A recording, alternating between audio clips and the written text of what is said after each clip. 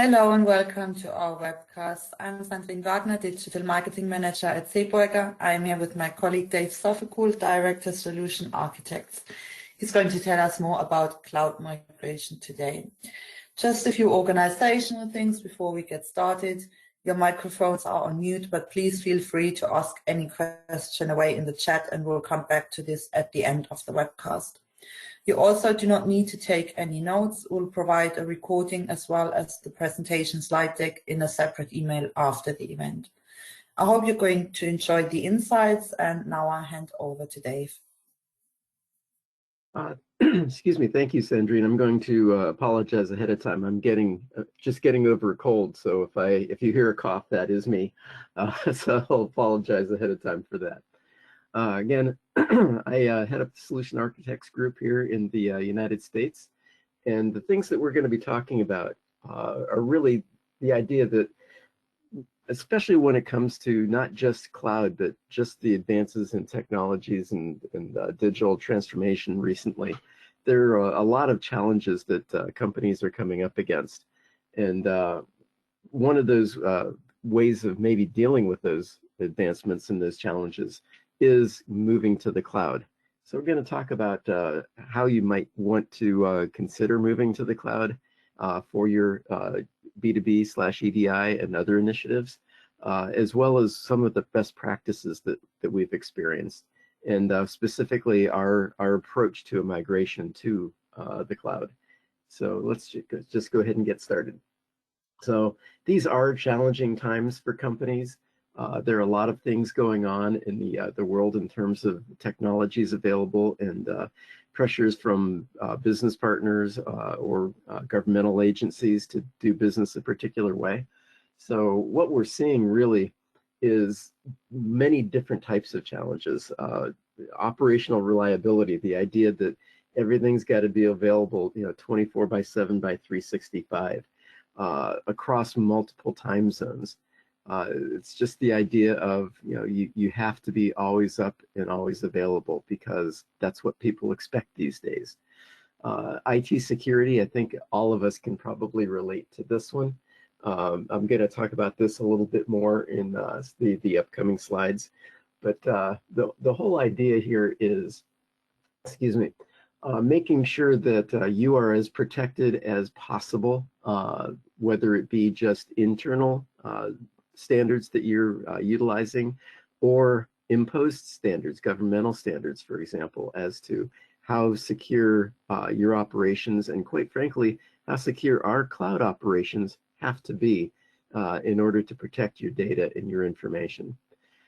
Skill shortage, I don't know if I necessarily want to use the term shortage here, because it's not just a matter of not having people available, but it's a matter of having the skills available for those people, making sure that they have the ability and they have the knowledge for all these new technologies.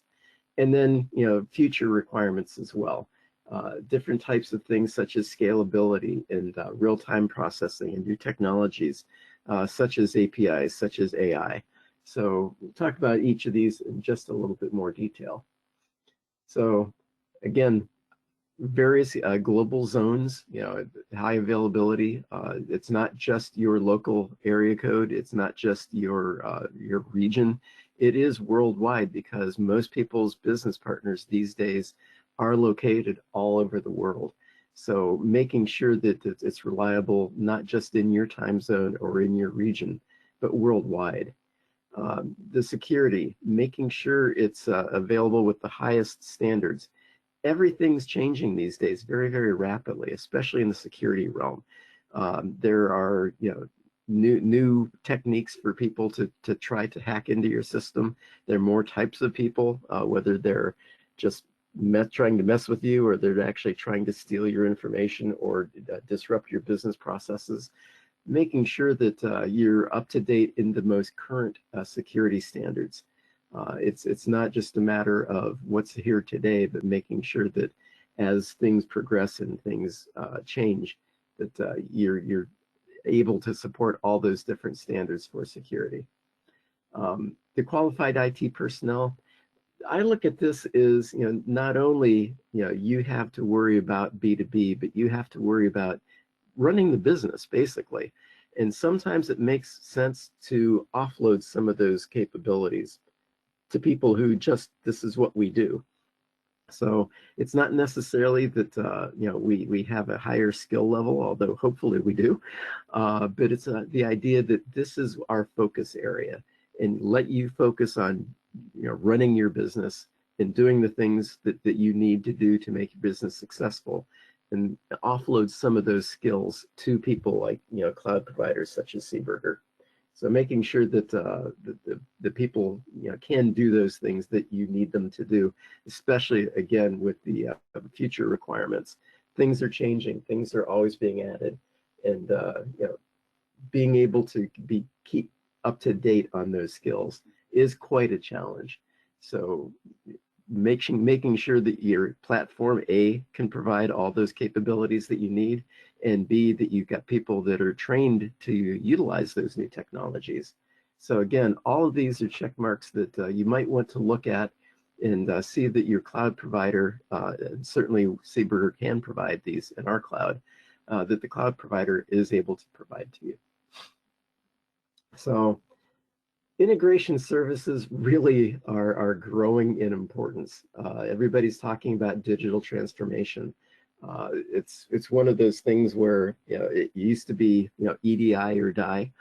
It truly is. You've got to be able to do these things to support your business, or people will find businesses that can support those needs. It's kind of that simple, and you have to keep up with them on an ongoing basis. So it's really shifting towards combining all these different capabilities. The EDI capabilities, the application integration, the managed file transfer, and I always add to that an S, it's secure my managed file transfer, API integration, all these things that make up what we call B2B these days. So operational requirements, I'm sure that you're already familiar with these. One of the things I didn't talk about is business continuity for disaster recovery. What are those capabilities? What do you do if your system goes down? What does SEEBURGER do if our system goes down? What are the disaster recovery capabilities that are in place and tested? You got to make sure that you don't just build them, that you actually test them periodically to make sure that if a disaster does happen, and thankfully that hasn't happened with us, but if it does happen, what do we do? Making sure that we can come back up in a prescribed amount of time and keep your business running. The architecture demands, the fact that you've got, these days, it's generally not a single cloud strategy. A lot of people have multiple cloud strategies. How do those integrate with each other across cloud platforms, for example? So the other thing is, how do I support all these cloud applications integrating then into my internal applications? I don't know of anybody that's taken and outsourced 100% of their operations into cloud operations, because most people have applications in-house still, the vast majority. So how do I integrate the cloud applications to my internal applications?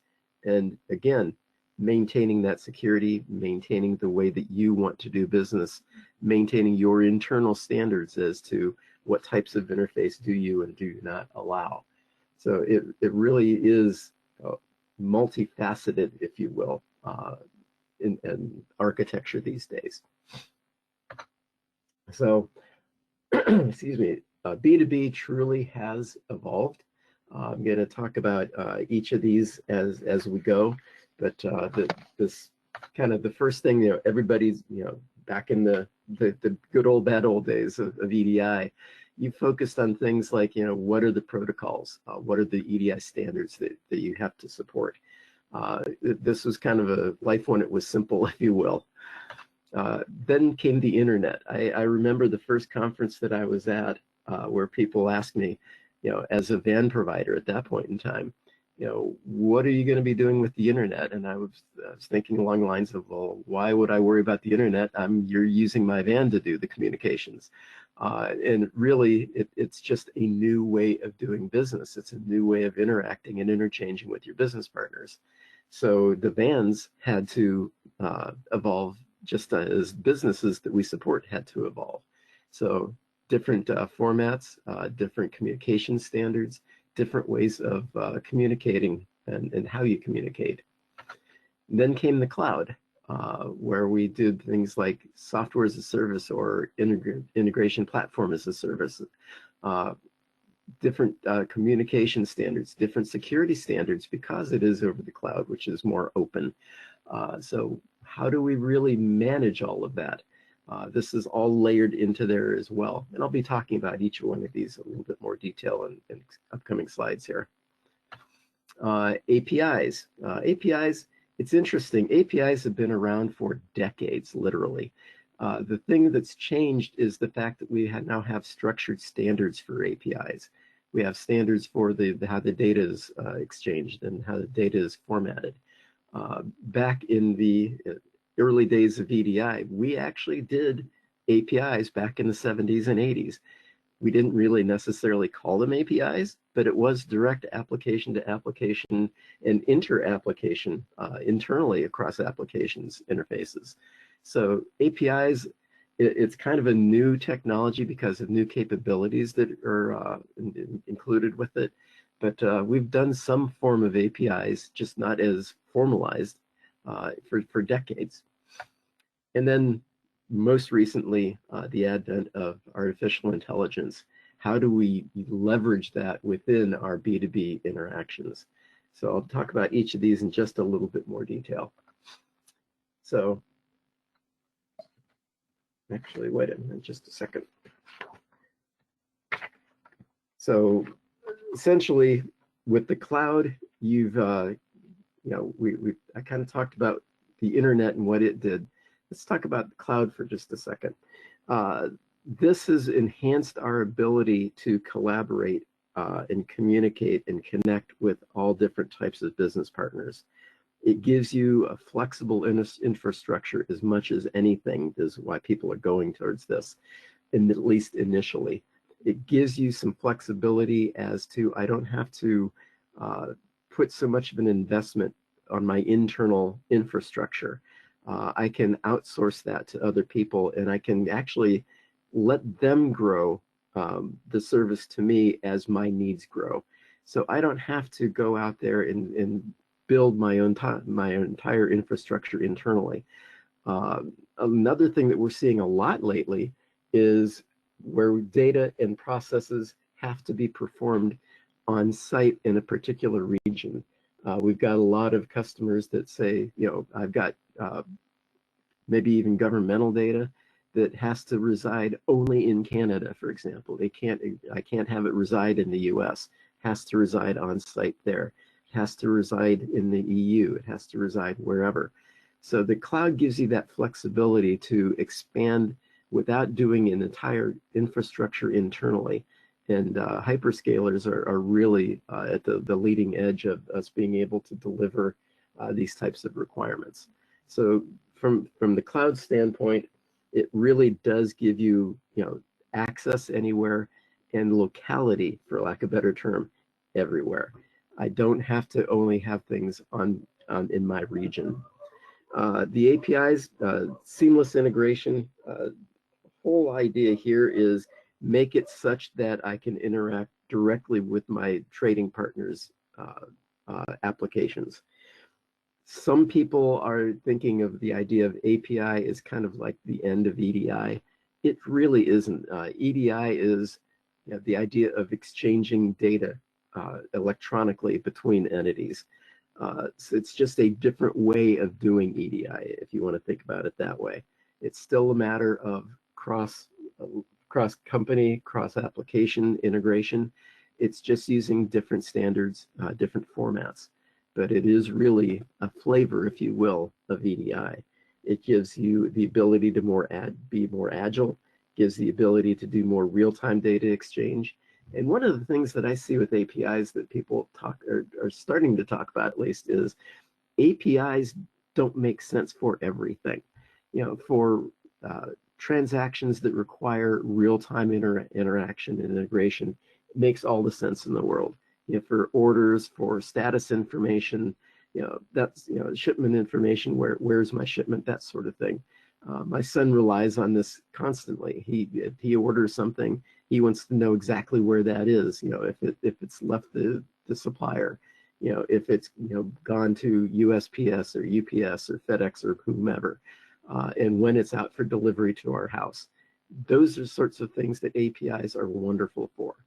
But if you take a look at things such as maybe catalogs or especially invoices, doesn't really gain you anything, and it just chews up resources if you're constantly going out there and saying pull my invoices or send my invoices. These things are generally done once a day or every 4 hours, something like that. API integration, could it do it? Yes, but is it kind of overkill? That's what people are starting to recognize. So people are looking more judiciously at when do I utilize API integration. Then artificial intelligence, we're still early in the stages with this.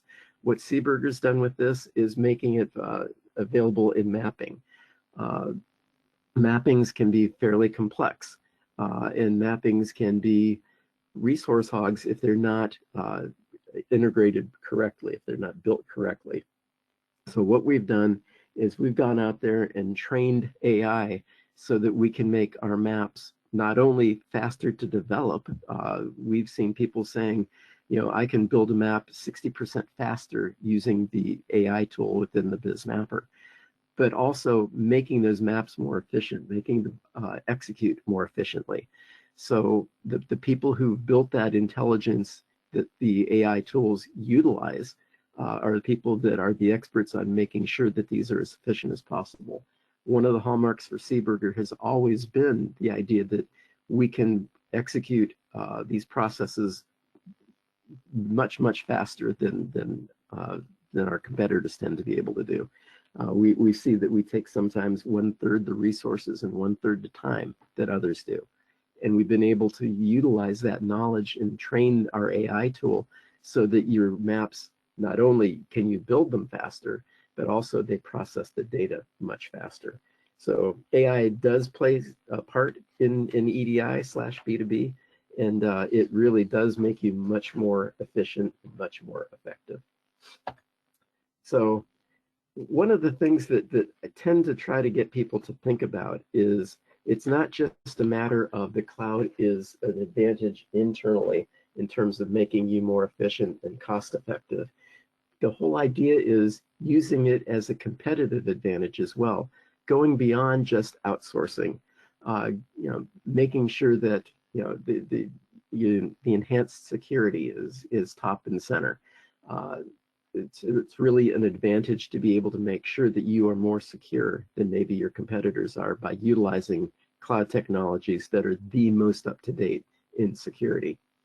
Business continuity, we already talked about that a little bit, is making sure that if a disaster does fall upon you, how do we get you back up as soon as possible?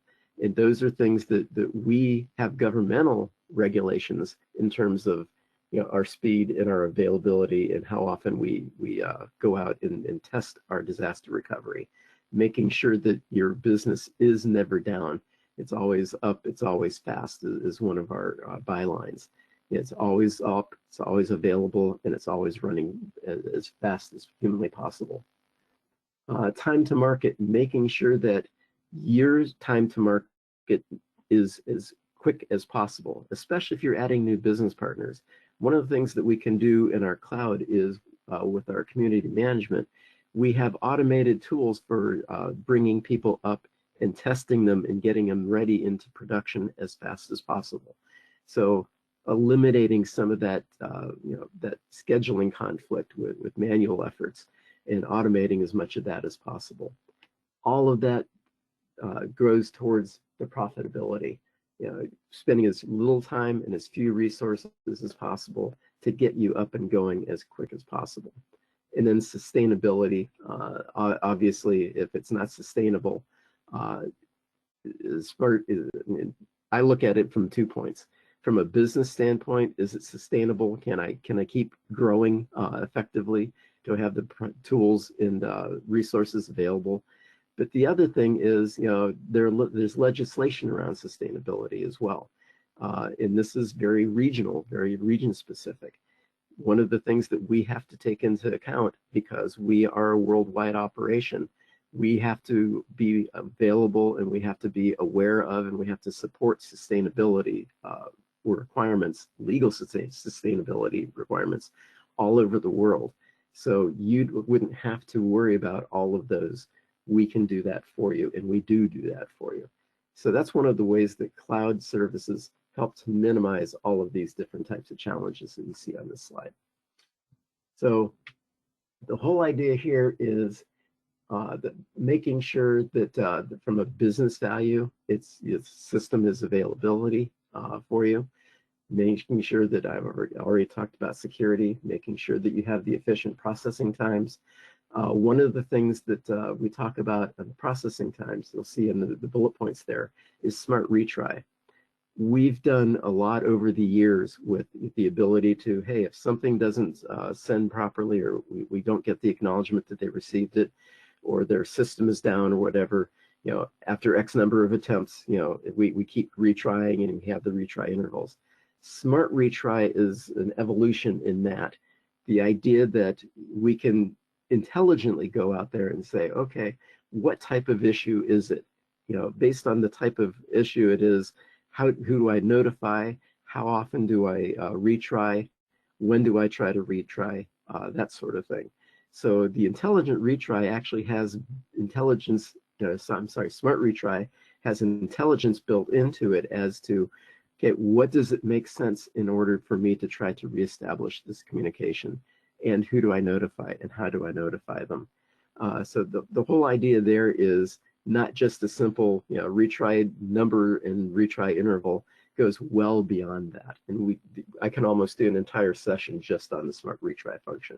But it really has revolutionized the idea of, if something goes bump in the night, how do I deal with it? And how do I make sure that I deal with it as quickly and effectively as possible?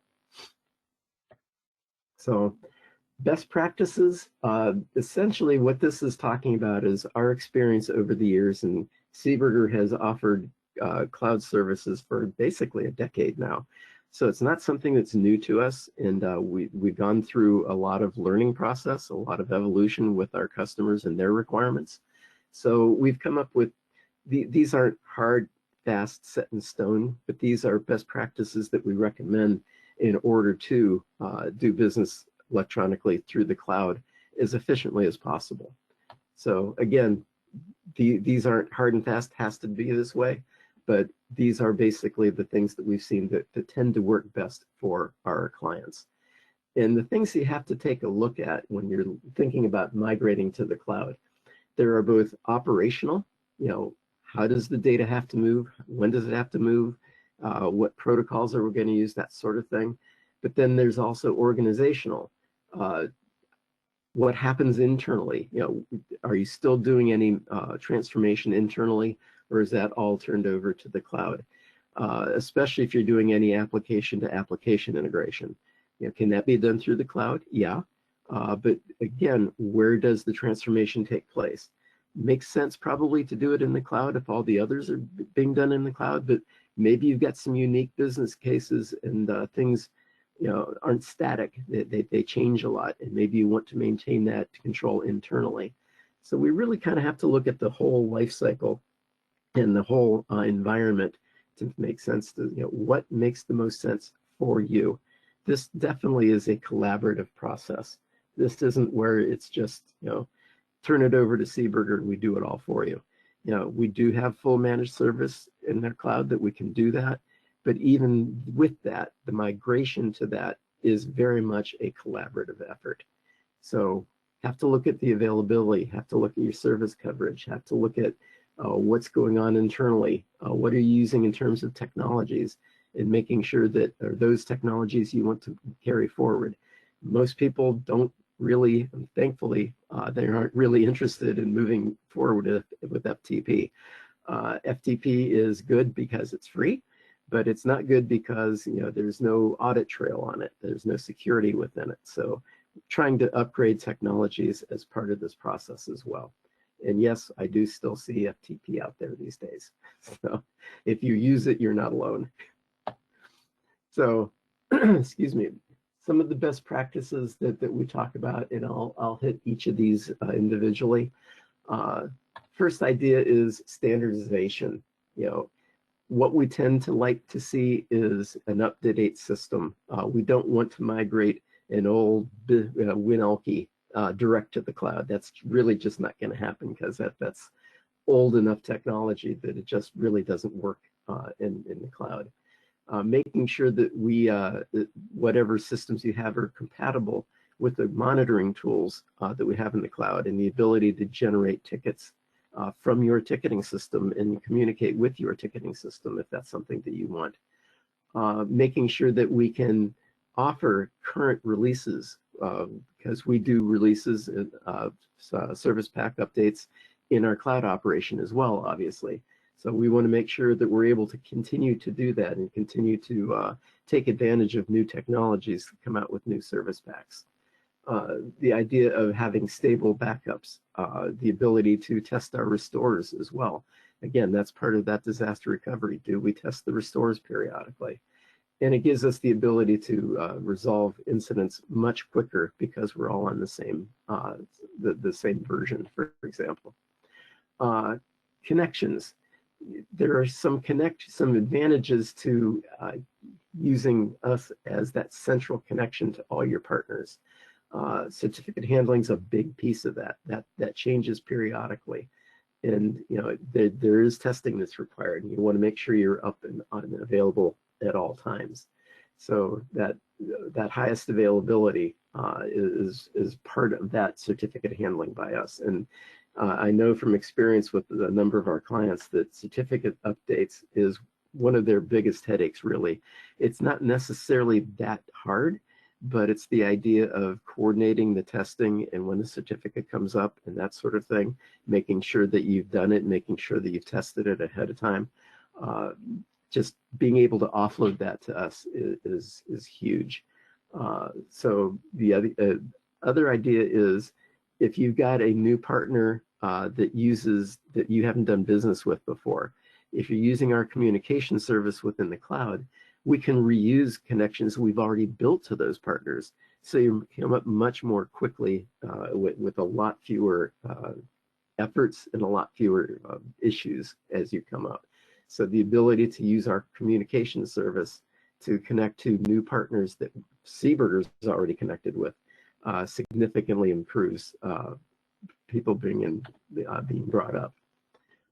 Back-end connectivity, one of the things that we talk about when we talk about best practices is, what all backends do you have to connect to? Some people primarily tend to think about their ERP and forget about other back-end applications that need connected to from their B2B system. So you really need to review what all are you communicating with internally from your current B2B system. If you've got any hot folder connections, one of the things that the cloud really is not useful for, or I shouldn't say it's not a function available through the cloud, is direct access to your hot folders. We do have ways of dealing with that. Basically, we integrate internally at your location with your hot folders, and then that connects into our cloud operations. So the cloud doesn't connect directly to your hot folders for a number of reasons, one of which primarily is security instances. I can't think of a single security organization within one of our clients that wants us to access their hot folders directly. That's the single biggest factor here, to be honest, is it's a no-go from a security standpoint. Connections to databases, which ones are out there, which ones do you need us to connect to? Do we have to access it through your firewall, and are all the firewall settings open for us to connect through there? Single sign-on setup, whether it's through Active Directory or SAML where possible. How do we do that connectivity into your internal applications? Because you do want us to pass this data back to you. We can drop it in a folder that you would then pull down, or we can do direct integration to your applications if that's something that A, you want, and B, that you will allow us to do. So how do we connect? That's one of the other things you really have to take a look at. Review of any kind of custom processes. If you've got old solutions such as S11000 in the UK or EU anywhere really, or S3B2B in the US, anything that's, we've got some clients that took our S3B2B and customized it specifically for their needs. How do we do that in the cloud? So we really need to take a look at what is it you've done, because we probably have it in the new standard solutions anyway. And if not, how can we cross that bridge and make sure that that they really do work well together? Any system connections, making sure that they're secure connections. We have a very big, excuse me, how-to guide on making sure that we can replace all of those connection components that you've got, whether they're file systems, databases, legacy systems, whatever. We, over the years, we've built an entire guide on, based on what type of connection you have, here are the options available to you. And then you determine which ones are best for you. Again, this is a collaborative effort. We have best practices that we recommend. There are generally multiple methods for those best practices, but it's ultimately a collaborative effort between you and us as to what makes the most sense for your specific implementation. And then I've already kind of talked about this, focusing on the connections, or if there are any unencrypted protocols, can we get rid of them? I like the term that we used here. It still works, but it's a rusty old timer. It's not just the fact that it's rusty old timer. It just doesn't have the capabilities that you need in today's environment. You don't, how do you even tell if an FTP connection went through successfully? So it really, there's some basic limitations that it's really best to get rid of FTP entirely if it's at all possible. So making sure we have a list of all the connections you're doing, with any details, with partners, with protocols, that whole 9 yards, to make sure that nothing's missed. Our goal is to never have any surprises within this, and not to go afterwards and say, oh shoot, we got to account for this. The whole idea is to do that analysis up front as much as possible. So what's needed to switch from your on-premise to maybe a hyperscaler, because SEEBURGER does offer our cloud service within hyperscalers. Excuse me. Currently, it is with Amazon Web Services. It's with AWS, but we're coming out early 2025 with Azure and Google Cloud and such. So if you're doing that with or without SEEBURGER's assistance, you really have to take a look at all of those points. So all the steps, making sure that you've got operational security 24/7 by 365, the release schedule, excuse me, and basically how does SEEBURGER support you in that process? How can we be involved? How can we help within that whole system? Making sure that your platform not, excuse me, just a second.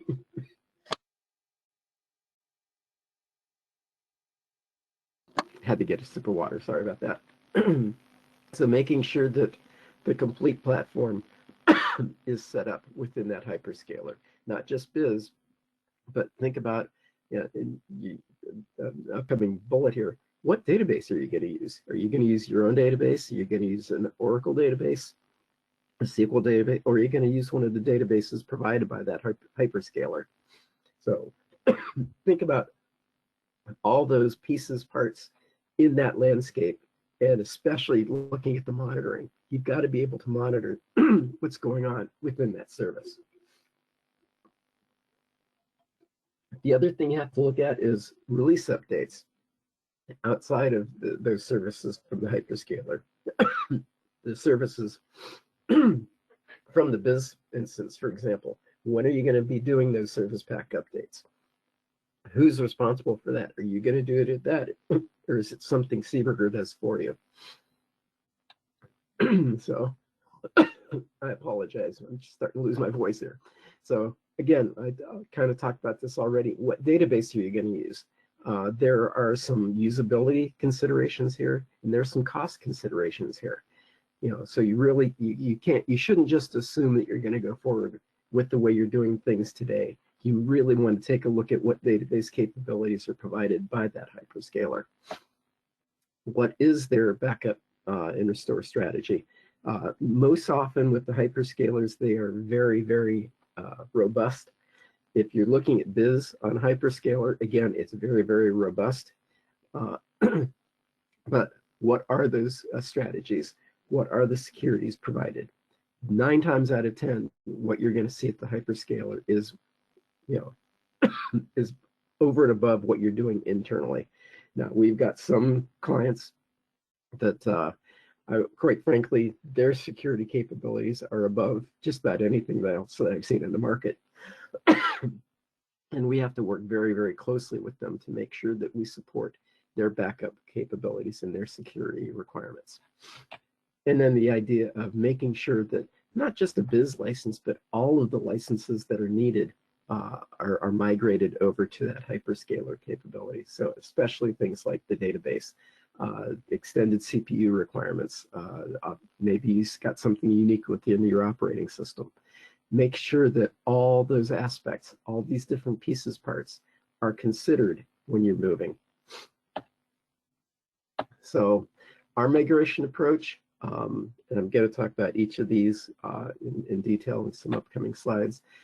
As I've already talked about, taking a stock of your current landscape, especially when you look at migration as well as monitoring capabilities.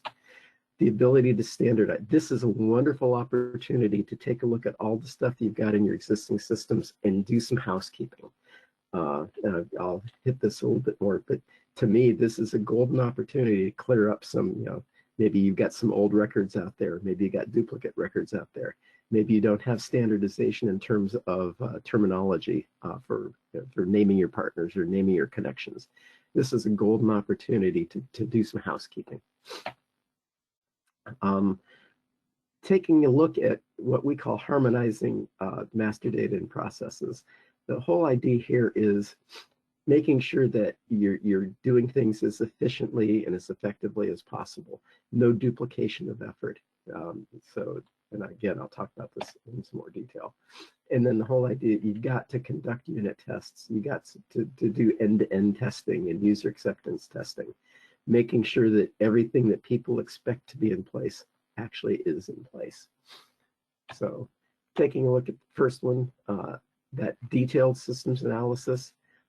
Some people have multiple business systems, maybe even different versions installed, making sure what all of those are. And I'm not saying that all of them have to be up to the current version or anything, but you got to make sure that you know what all is out there. Partner connections, processes, maps, anything customized. To check all of your configurations, and like I said here, the need for naming conventions. Sometimes we see just a spaghetti of different naming conventions out there. Maybe you, as people have moved up within the organization, person A liked the particular naming convention, person B liked a different one. Person C was imposed upon by your internal standards as to what are the new naming conventions, and getting those old naming conventions under person A and B are upgraded to the new naming conventions, that sort of thing. Again, like I say, sometimes it's a golden opportunity, sometimes it's like, hey, you really need to get this stuff all current. And again, duplicates and obsolete data, you really need, there's no sense in moving something over that hasn't been used in the last 5 years. So getting rid of old data, getting rid of old setups, we see that 20 to 30% sometimes can be eliminated and simplified in this inventory process. Analysis, making sure that the systems are relatively up-to-date solution. It's possible there's sometimes where you've got to do multiple updates because you can't go straight from Service Pack 50 up to Service Pack 163. Okay, so you can actually, maybe get things up to date or at least more current but making sure everything's compatible with current technology. What can be migrated as it is? A lot of times, if you haven't done anything custom within the S3 B2B or the S11000, we want to try to convert over to the new standard solution. And if you haven't customized those, that's not a terribly painful process. It's something that, again, maybe this is the ideal time to do that. Which processes need to be adapted? I talked about the hot folder processes. We've got a way of doing that so that you're doing the hot folder interaction on site and then doing a secure communication up to us to the cloud. So, just it's a change. It's not a major change, and there are ways of making it work and making it more secure. And then the impact of moving all those external connections. All the partners probably need to be involved because they need to be notified that something's going to happen now through SEEBURGER. And should you maybe look at our communication service, think of it as a cloud-based van to do partner communication. Again, especially if you're still growing your partner community, we can probably leverage those connections we already have and make it go tons faster. Standardization, I already talked about this with naming conventions, getting rid of duplicates. Defining your expectations, I think, is important too. Who is responsible for what? I'm in part of a major movement that we've got with one of our clients right now. It's an ongoing project, and they're doing a phased approach. And it's very clear as to who's responsible for what, both internally as well as SEEBURGER personnel, as well as the business partners. Who's got to do what in this testing and movement process? So the whole idea is trying to get everything as standardized as possible. And again, I've said this before, I'm going to emphasize it again. Collaboration is key. This is not us dictating how it's got to be done. We're showing you some of the best practices we've learned, and then we decide collaboratively what's the best way to move forward. Data consolidation. The whole idea, excuse me, of taking that master data, cleaning it up, setting up the communications to the partners, coordination of any adjustments that are needed. Some of these things are moving like from AS2 to OFTP2, for example. Which ones do you want to do that with? And this particular one's an automotive client. Why are you moving to OFTP2? What's it gaining for you? Which of your partners are capable of doing OFTP2 versus which ones have to stay on AS2? That sort of thing. So this is coordinating between yourselves and your business partners and using us to help facilitate that potentially. And then testing and documentation. Testing, everybody understands testing, makes sense, both unit tests and end-to-end tests, user acceptance testing. Documentation, the bane of the existence for most developers, myself included, back when I was a developer. You almost have to look at a third of the time is going to be spent documenting, because if you don't document it, it's going to cause problems in the future. So you have to document the structure, the content, all of the interfaces and such. It's a necessary evil. Nobody enjoys doing it, but boy, down the road, you will enjoy the fruits of having done that documentation. So I'm probably speaking to the choir here, but it really does. It does add a lot of value, making sure everything is documented as to what is happening and how the system is functioning. So again, the advantages of the module, we work together. Again, that collaborative idea. You can do big bang, or you can do a process-oriented, maybe it's by types of partners or regions or types of transactions, whatever. Having a project management tool is a huge help, because that way, you can document everything that's been done as you go, as opposed to trying to document it after the fact. And it is that single source of truth. This is actually what it was done. Define the responsibilities and set priorities. Continuous communication and collaboration, that is invaluable. I can speak from that project that I'm involved in right now. It really does improve communications, and it does make sure that everybody knows that we're on the same page. ad hoc meetings. This particular one, we meet twice a week for about an hour, just to make sure that everything, and it's interesting. This is probably one of the smoothest implementations I've ever seen, because we do communicate a lot and we do make sure that everybody knows what their responsibilities are. And then obviously after going live, there's hypercare support as well. Okay. So that is the end of my presentation, and hopefully there's some questions, and let's see if there are any questions that have come in. Yeah, there are questions. So first one was on slide 15 under backend connectivity, does BizLink fit into that landscape? I'm sorry, does what fit into that landscape? BizLink. Oh, BizLink, yes. Okay, yeah. Yeah. Okay, I'm assuming you're asking about the hot folder process. Yes. What we tend to do is provide a copy of BizLink that would access that hot folder, and then it can communicate directly with the cloud service. So that is the I called it a workaround, but that is the solution to dealing with hot folders on premise. So yes. Okay, second one was, are file server and file client in the cloud a solution to exit use of hot folders? Interesting question. Yes, basically what you can do is we can still interact with or utilize, if you will, that folder structure. It kind of I would want to look at your specific instance in more detail, but the quick and simple answer is yes, that is the method of dealing with those. Okay, and the last one is a BIS 6.7 with the latest pack a requirement for migration to the cloud? Okay. Is it required? No. Is it highly recommended? Yes, and for a number of reasons. There are capabilities available in 6.7 that clearly just weren't available in 6.5.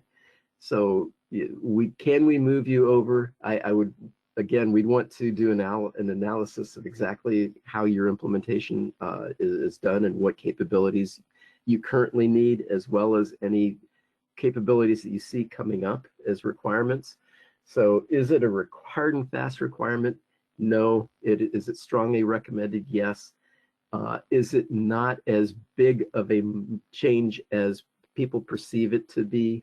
It's really not. I'm not going to say it's insignificant, but it's not as earth-shattering and as big and as, you know, is scary as some people tend to think it is.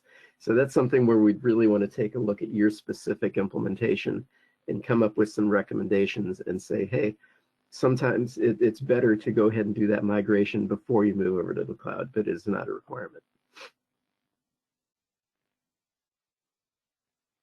Okay, that was the last question actually. So thank you, Dave, and thank you everyone for joining us. I hope you enjoyed the insights, and as I've mentioned at the beginning, we will send you the recording as well as the presentation slides shortly via email. This was the last part of our cloud webcast series, but please feel free to visit our website to learn more about cloud in our blogs and watch the whole webcast series on demand. If you have any other questions or comments that have not been answered today, you can of course contact us at any time. We are happy to help. When we now close, my apologies for running a little bit long and for kind of losing my voice in the middle. So thank you for sticking it out with me. That's all right. Yeah, so when we close this webcast now, you'll be led to a website asking you to answer a few quick questions on how we did today, and we'd very much appreciate your feedback. So yeah, again, thank you everyone for joining us. Take care and see you soon. Goodbye.